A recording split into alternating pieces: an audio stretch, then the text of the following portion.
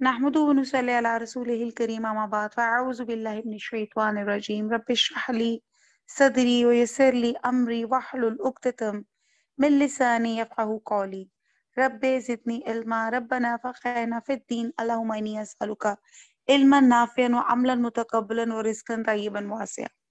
السلام علیکم ورحمۃ اللہ وبرکاتہ. اعوذ باللہ من الشیطان الرجیم بسم اللہ الرحمن الرحیم.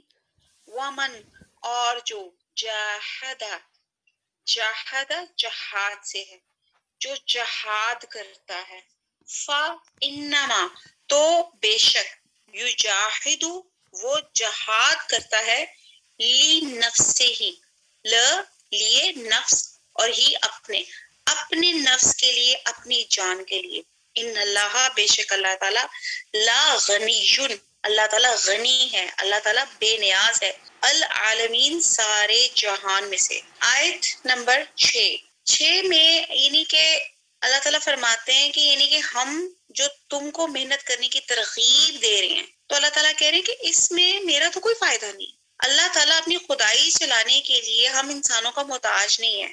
اگر ہم کوئی اچھا کام کرتے ہیں تو اس کا ہمارا اپنا فائدہ ہے، اور اگر ہم اچھے کام کریں گے تو ہمیں اللہ تعالیٰ دنیا میں بھی بھلائی دیں گے اور آخرت میں انشاءاللہ تعالیٰ ہم جنت کے وارث بنیں گے. جنت اتنی سستی نہیں ہے جو بغیر محنت کے مل جائے، تو اس کے لیے ہمیں مسلسل جد و جہد کرنی پڑے گی. آیت نمبر 6 میں جد و جہد پہ فوکس کیا گیا ہے. تو جہاد جو ہے اس کا مطلب ہوتا ہے، جہاد کا مطلب سبھی کو پتا ہوگا کہ کسی انسان کی مقدور بھر کوشش جو اسلام کے نفاذ اور اس کی سربلندی کی جائے.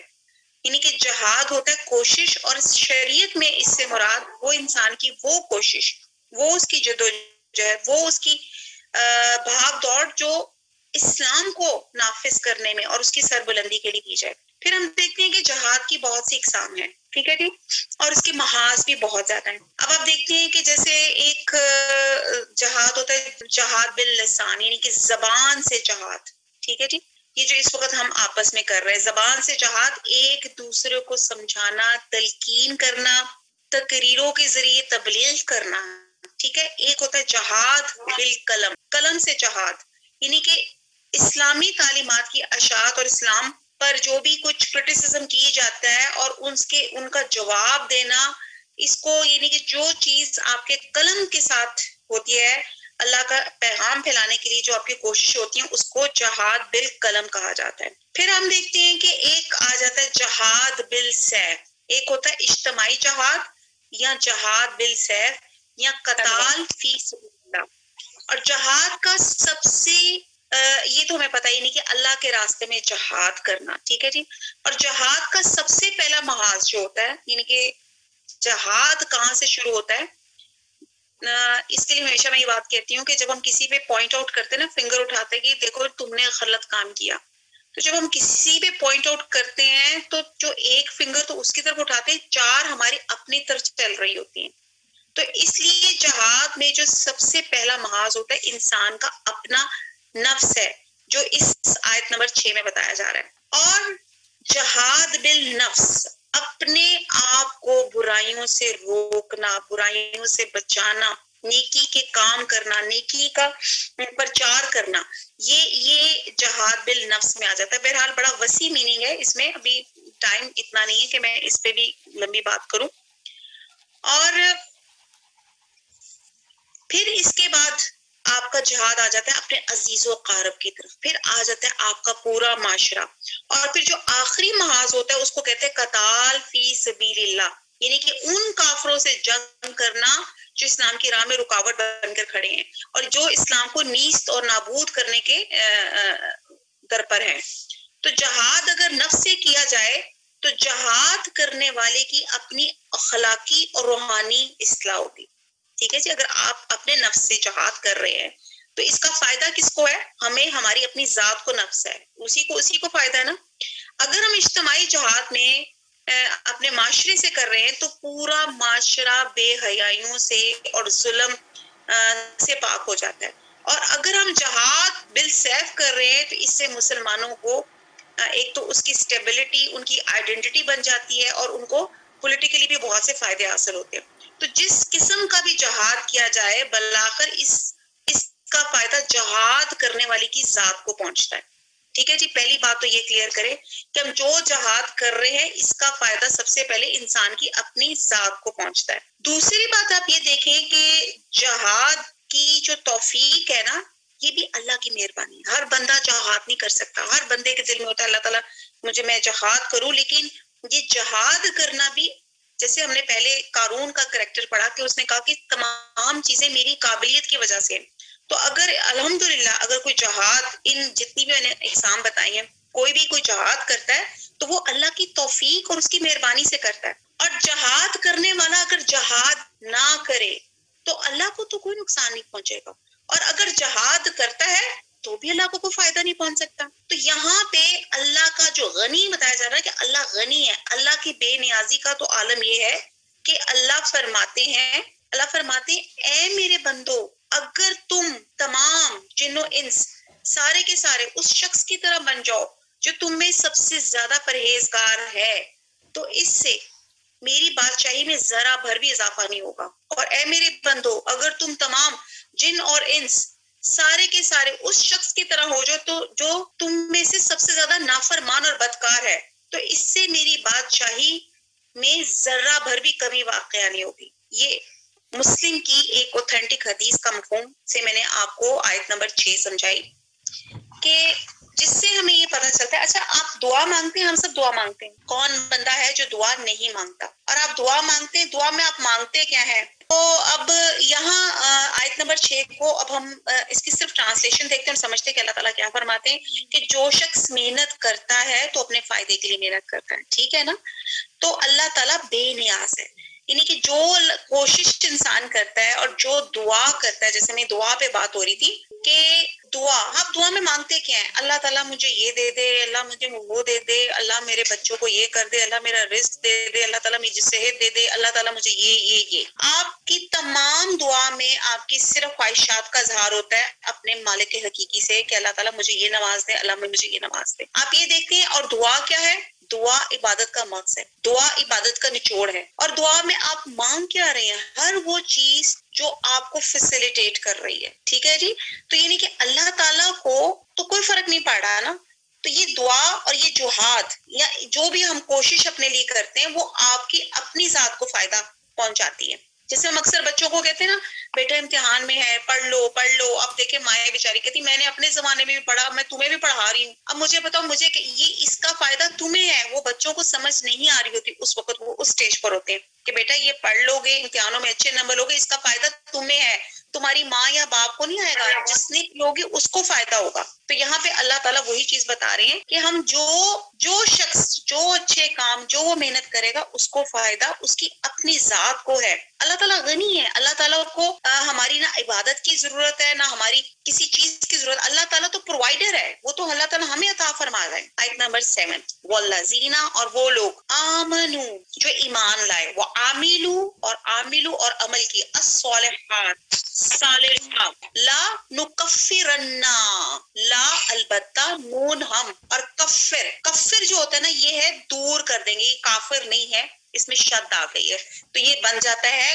کاف فے رے, کفر. تو ہم ضرور دور کر دیں گے, انہم, ان سے, سیئاتہم, اس میں لفظ کیا ہے؟ سو کہتے ہیں برائی کو, تو یہاں پہ اس کی پلورل سینس آ رہی ہے, سیئاتہم, ان کی برائیاں, ولا, اور لا البتہ, نون ہم, اور نجزی, جزا دیں گے, نجزی ینہم, ان کو, ہم, ان کو, تو ہم ضرور ان کو جزا دیں گے, ہم ان کو بدلہ دیں گے, احسن, بہت اچھا, الذی, وہ جو, کانو تھے, یعملون, اردو کا لفظ کیا ہے؟ عمل, جو وہ عمل کرتے تھے. با محاورہ دیکھ لیں آیت نمبر 7 کو, اور جو لوگ ایمان لائے اور نیک عمل کرتے رہے ہم ان کے گناہوں کو ان سے دور کر دیں گے اور ان کو ان کے اعمال کا بہت اچھا بدلہ دیں گے. اب آپ دیکھیں کہ پیچھے ہم نے آیت نمبر 6 میں پڑھا کہ اللہ کی نافرمانی کی راستوں کو چھوڑ کر سیدھے راستے کی طرف آنا, یہ جو اپنے نفس کے ساتھ لڑنا, کوشش کرنا, وہ انسان کو اس کی اپنی خیر خواہی, اس کی اپنی بھلائی کے لیے ہے. ٹھیک ہے جی, اللہ تعالیٰ کو اس سے کوئی فرق نہیں پڑتا. آیت نمبر 7 میں اللہ تعالیٰ فرماتے ہیں کہ جنت اسی کو ملے گی جو ایمان لائے گا اور عمل صالحہ کرے گا. اور ایمان لانے سے مراد ان ساری چیزوں کو تسلیم کرنا ہے جن کو تسلیم کرنے کی رسول صلی اللہ علیہ وسلم نے دعوت دی. اور عمل صالحہ سے مراد اللہ اور رسول صلی اللہ علیہ وسلم کی ہدایت کے مطابق عمل کرنا. تو ایمان اور عمل صالحہ کے نتیجے میں اللہ نے فرمایا ہم ان کے گناہوں کو ان سے دور کر دیں گے اور ان کے اعمال کا بہت اچھا بدلہ دیں گے. اب آپ یہ دیکھیں یہاں پہ اللہ تعالیٰ ہمیں ایک قسم کی خوشخبری بھی دے رہے ہیں, ایک ہمیں حل بھی دے رہے ہیں کہ اگر ہم جنت چاہتے ہیں, ایک تو ہم ایمان تو لاتے ہیں الحمدللہ, اس وقت ہم سب بائی برتھ مسلمان ہیں, تو اب کوشش کیا کرنی ہے کانشیس مسلمان ہونے کی کہ ہم مسلمان تو ہیں لیکن با عمل کتنے ہیں, ہم کتنی آیتوں کو پڑھتے ہیں, اس کو سمجھتے ہیں. جیسے ہم نے کل کی کلاس میں قرآن کے 5 حقوق کے بارے میں بات کی تھی, تو ہم اس پہ عمل کتنا کرتے ہیں. پھر اللہ تعالیٰ کہتے ہیں کہ جو میرے پیارے بندے جو ایمان بھی لائیں گے اور خاص طور پہ عمل صالح کا اہتمام بھی کریں گے, پھر اللہ تعالیٰ کیا کہہ رہے ہیں آگے, اللہ تعالیٰ خوشخبری دے رہے ہیں لا کفرن عنہم سیئاتہم. کیا کہہ رہے ہیں اللہ تعالیٰ؟ اللہ تعالیٰ کہہ رہے ہیں کہ میں ان کے گناہوں کو دور کر دوں گا. ایمان لاتے ہی اللہ تعالیٰ کہتے ہیں پچھلے تمام گناہ معاف کر دیے جائیں گے. اور دوسرا یہ مطلب ہے جو چھوٹے چھوٹے گناہ آپ اپنی انسانی کمزوری کی وجہ سے جو کر جاتے ہیں وہ عمل صالحہ کے سبب معاف کر دیے جائیں گے. اللہ تعالیٰ کہتے ہیں ان اعمال کا بہت اچھا بدلہ دیں گے. اور اس کا مطلب یہ بھی ہے کہ نیکیوں کا اجر کئی گنا بڑھا چڑھا کر میں اللہ تعالیٰ عطا فرمائیں گے. تو پھر ہم دیکھ لیں کہ الحمدللہ ہم مسلمان ہیں, ہم نے قرآن پڑھا, تلاوت کی, اس پر ایمان لائے اور اس پہ جب عمل کر لیا تو پھر دیکھیں کہ نیکیوں سے برائیاں مٹانے کی 3 صورتیں یہاں پہ بتا دی گئی. اور وہ صورتیں کیا ہیں کہ ایک یہ کہ جو شخص اسلام لائے اس کے سابقہ گناہ معاف ہو جاتے ہیں. ٹھیک ہے جی, کیونکہ اکثر یہ سوال کرتے تھے, کیونکہ اس زمانے کی جب بات کریں جب اسلام پھیل رہا تھا اور لوگ کافر تھے, تو وہ جو لوگ ایمان لاتے تھے ان کا پہلا کوسچن یہ ہوتا تھا کہ اچھا اللہ کے رسول ہم ایمان تو لے آئے لیکن وہ جو ہم نے اس سے پہلے جو کفر کی حالت میں تھے تو وہ کیا حساب ہوگا. تو یہاں پہ ان کو خوشخبری دی گئی کہ اگر آپ اسلام لے آتے تو آپ کے سابقہ گناہ معاف ہو جاتے ہیں الحمدللہ. اور اسی طرح نیک اعمال, یعنی کہ یہ تو ایمان لانے سے پہلا اجر کیا ملا, آپ کے پچھلے گناہ اللہ تعالیٰ نے معاف کر دیے.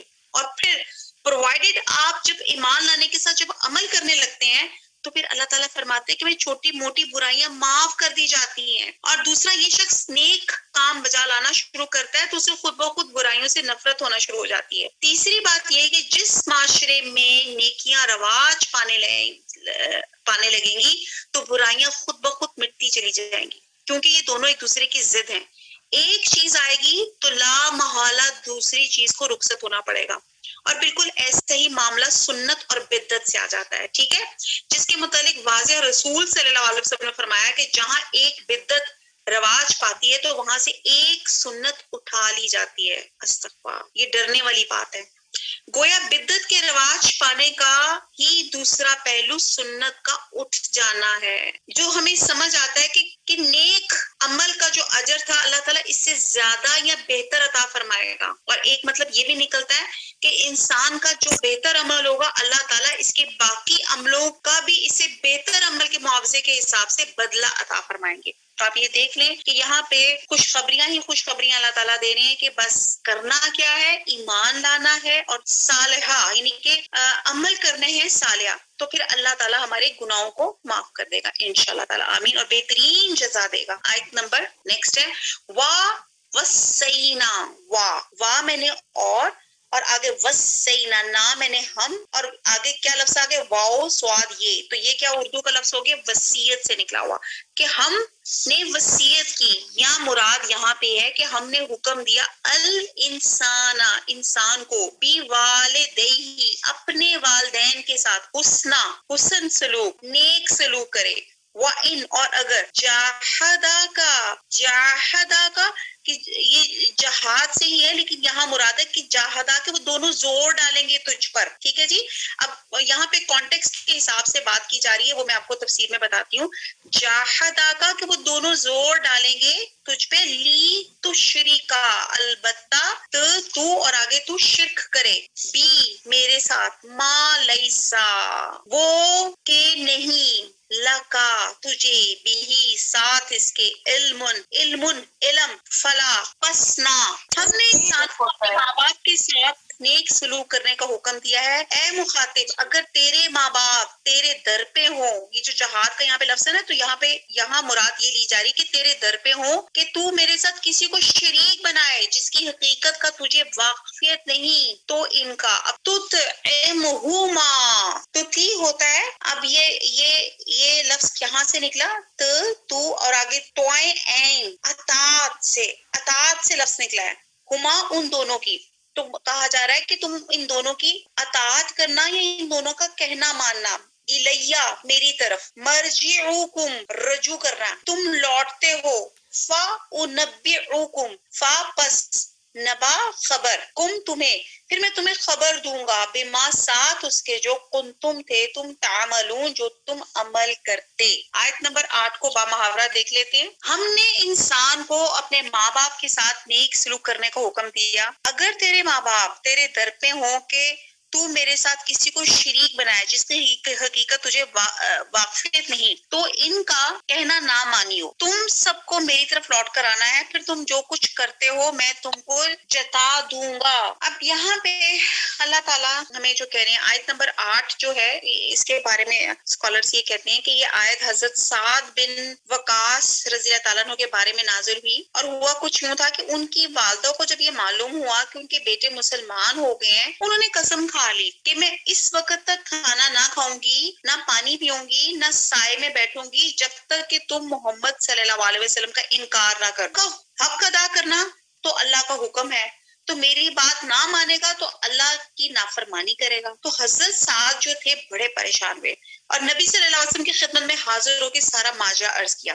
اس پر یہ اللہ سبحانہ تعالیٰ نے آیت نازل فرمائی، اور آیت کا منشا یہی تھا کہ مخلوقات میں ماں باپ کا حق انسان کے اوپر مقدم ہے، لیکن اگر ماں باپ اللہ کی نافرمانی کا حکم دیں تو ان کا کہنا نہ مانا جائے. تو یہاں پہ ایک اور پوائنٹ جو نکلتا ہے، کیونکہ اللہ تعالیٰ نے متعدد مقامات میں سب سے زیادہ جو فوکس ہے سب سے پہلے اللہ کا حق، اللہ کے حق کے بعد بندوں کے حقوق میں سب سے پہلا حق جس پہ بہت زیادہ فوکس کیا جاتا ہے وہ ہے والدین کے حقوق. اللہ تعالیٰ اس پہ ایمفسائز کرتے ہیں کہ ان کے ساتھ بہتر سلوک کیا جائے، ان کے سامنے اف نہ کیا جائے. بہت لمبا ہے، اگر ہم صرف والدین کے حقوق پہ بات کریں اور آپ کو وہ تو بہت سی ایسی چیزیں آتی ہیں کہ ایک دفعہ ایک شخص نے حضور صلی اللہ علیہ وسلم سے پوچھا کہ میرے پہ سب سے زیادہ حق کس کا ہے، تو آپ صلی اللہ علیہ وسلم نے فرمایا کہ تمہاری والدہ. پھر دوسری دفعہ پوچھا جی سب سے زیادہ حق کس کا ہے، انہوں نے کہا جی والدہ کا. پھر تیسری دفعہ پوچھا تو آپ نے کہا حق کس کا، اس نے کہا تمہاری والدہ کا. اور پھر جب چوتھی دفعہ پوچھا کہ میرے پہ سب سے زیادہ حق کس کا، تو نے کہا تمہارے والد کا. یعنی کہ 3 دفعہ والدہ اور پھر چوتھی دفعہ کہا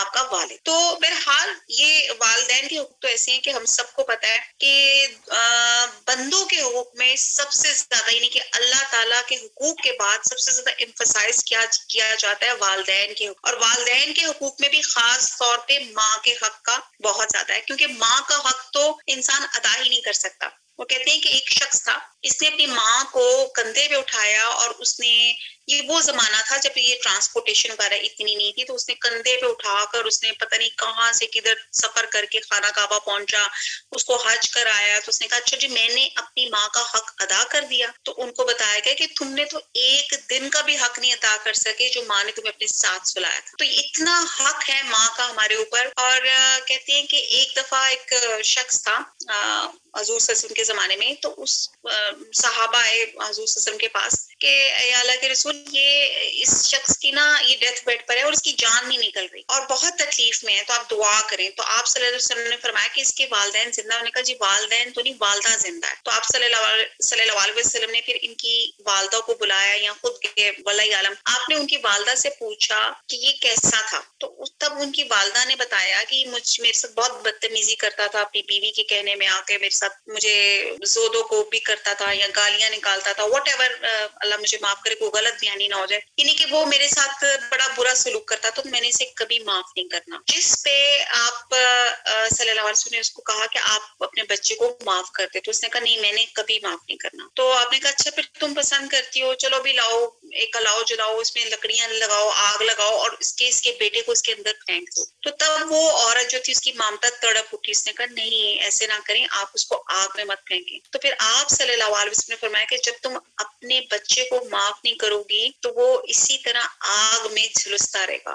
اور تب اس کی ماں نے اپنے بچے کو معاف کیا، اور پھر وہ جو بچہ جو ڈیتھ بیڈ پہ تھا اس کی جان جو تھی وہ پھر آرام سے نکل گئی، جو اٹکی پڑی ہوئی تھی اور بہت تکلیف میں تھا۔ تو بہرحال بہت سے واقعات لیے جائیں تو ان گنت واقعات ہیں، اور جیسے کو کہتے ہیں کہ جس نے باپ کو ناراض کیا اس نے اللہ کو ناراض کیا۔ تو ایسی بہت سی چیزیں ہمیں ملتی ہیں جس میں والدین کے حقوق کے بارے میں آتا ہے۔ اب اس آیت میں خاص طور پہ جیسے میں نے بتایا کہ اس کی وجہ جو میں نے آپ کو بتا دی کہ یہاں پہ بتایا جا رہا ہے کہ اگر والدین تجھے شرک پہ مجبور کریں تو یہاں پہ کہا جا رہا ہے ان کی یہ بات نہیں مان، ٹھیک ہے جی۔ اللہ تعالیٰ نے والدین کی اطاعت کا تو حکم دیا ہے، لیکن اگر وہ اگر شرک کا، یعنی کہ جیسے وہ ان کی جو حضرت سعد بن وقاص کی جو امی تھی وہ ان کو یہ کہہ رہی تھی کہ محمد صلی اللہ علیہ وسلم سے انکار کر دو، اور کہتی ہیں انہوں نے 3 دن نہ کچھ کھایا نہ پیا اور نہ سعد سے بات کی، اور 3 دن کے بعد انہیں غش آ گیا، اور اس کے ایک دوسرے بیٹے امارا نے اسے پانی پلایا۔ جب انہیں ہوش آیا تو وہ سعد کے حق پہ بد دعا کرنے لگی،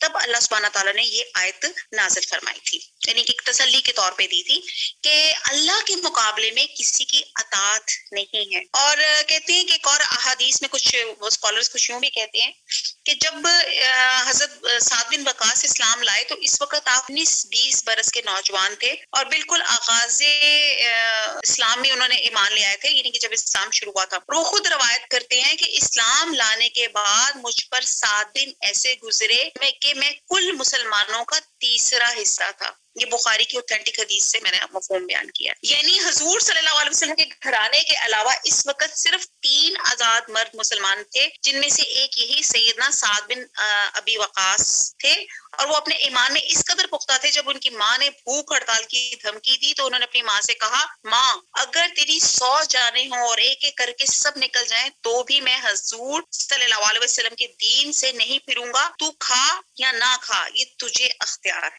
شرک تو خیر سب گناہوں سے بڑا گناہ ہے، اور شریعت نے ہمیں تعلیم دی ہے کہ اگر اللہ کی نافرمانی کی کوئی بھی بات ہو تو اللہ کے مقابلے میں کسی کی اطاعت نہیں کی جائے، اور اطاعت صرف معروف کاموں میں کی جاتی ہے، ٹھیک ہے جی۔ اور خواہ حکم دینے والا والدین ہو یا بادشاہ ہو یا امیر ہو، کسی کی بھی اللہ کے مقابلے میں اطاعت نہیں کی جا سکتی، یعنی کہ جو خلاف شرع آپ کو کوئی حکم دیتا ہے، کوئی آپ کا وہ ہے، تو آپ نے اللہ کی اطاعت سے نافرمانی نہیں کرتی۔ پھر ہم یہ دیکھتے ہیں جیسے ایک پہلے قرآن کی ایک آیت آتی ہے، وَمَن، اور جس کو ہم بڑی عمر دیتے ہیں اسے خلقت میں اوندھا کر دیتے ہیں، یعنی کہ بچے سے جوان پھر جوان سے بوڑھا کر دیتے ہیں۔ جوانی میں وہ طاقتور تھا، بڑھاپے میں کمزور ہو جاتا ہے، پہلے اس کا جسم بھرا ہوا تھا اور بڑھاپے میں وہ نحیف و نزار ہو جاتا ہے، اور یہ سب چیزیں ہیں۔ اور پھر ایک اور جگہ بھی آیت میں آتا ہے، وَمِنْكُمْ مَنْ يُرِدُّ إِلَىٰ أَرْذَلِ الْعُمْرِ لِكَيْ لَا يَعْلَمُ بَعْدَ عِلْمٍ شَيْئًا،